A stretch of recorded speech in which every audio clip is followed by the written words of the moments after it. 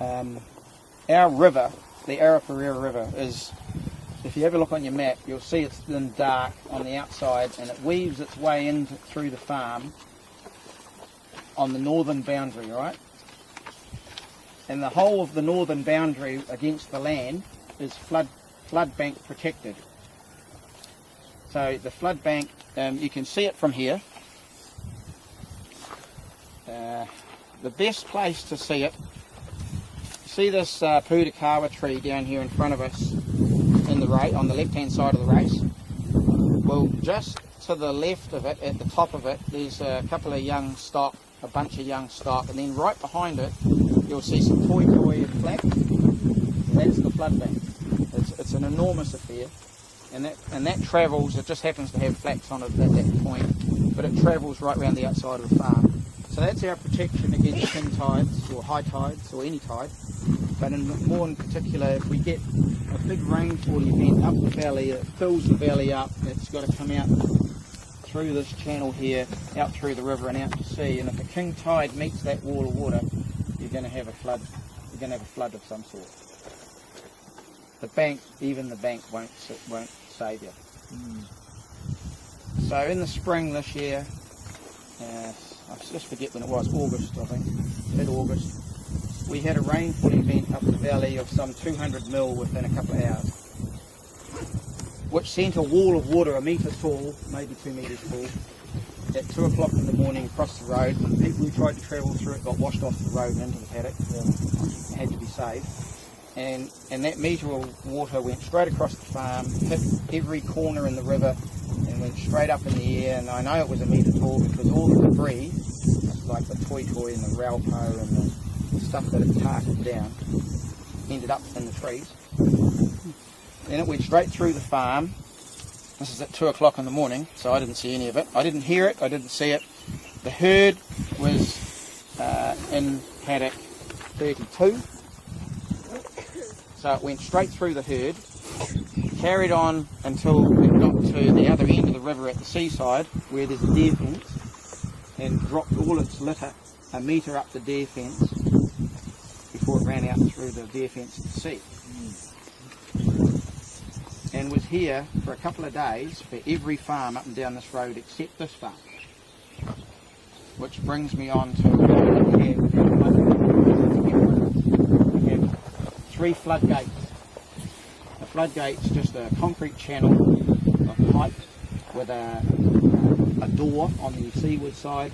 So when the tide comes up, it puts pressure on the door and shuts the door. And therefore the sea can't get into the farm. But when there's a flood or there's a bank up of water, it pushes against the door when the tide's out and it sucks water out of the farm.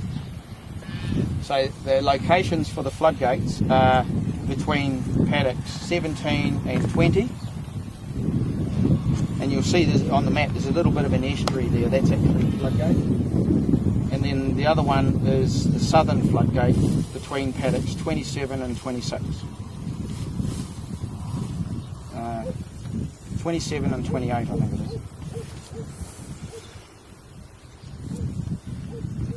Now what happened in our case was the amount of water that was behind the floodgate at 27 and 28 was so severe it found a hole in the concrete pipe and it started acting as a water blaster, and it shifted a couple of hundred cubic metres of earth and totally exposed the floodgate, washed the whole bank away in an hour.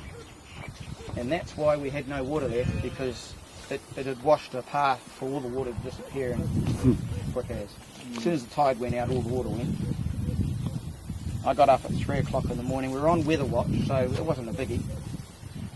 But I did get up at 3 o'clock and I had a look, and I just had a look out the window from upstairs, and all I saw was shimmer everywhere. All this was underwater. By 9 o'clock it was all gone. It's hard to believe. It's hard to believe, yeah, it is hard to believe. But that's what happened. And all the other farms up and down the road basically were underwater for 3 or 4 days. Yeah. With the water here moving on so fast, did you get any pasture damage? No, there's no damage inside a week. Yeah. But The herd was locked in that night, and I don't know why I locked them in, because I don't normally.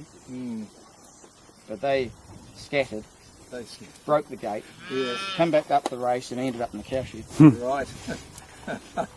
So it was pretty severe, you know, Clever cows. for them to do that. Yeah. Because other people got losses. Other people, they panicked and they jump into drains and they jump into the river and they just get washed out to sea. Yeah. You always had the sense to break down a fence and get up here. Don't know why they did it, but they did. I'm pleased they did. Yeah, I bet you are. So that's our river protection. Incidentally, the floodgate was just a minor thing. All they'd done 30 years ago when they built the floodgate was they did a great job, but they happened to chip the collar off the second pipe that they put in, and that was enough. And 30 years of pressure of water behind it to create a weak point, and it just found it on this particular date. So it's taken 30 years to blow it out. Yeah. It took me 3 months to rebuild it. That's using machinery and diggers, trucks, and I had to shift all the earth back in first, and then have to get in the pipe and mend the pipe. Yeah.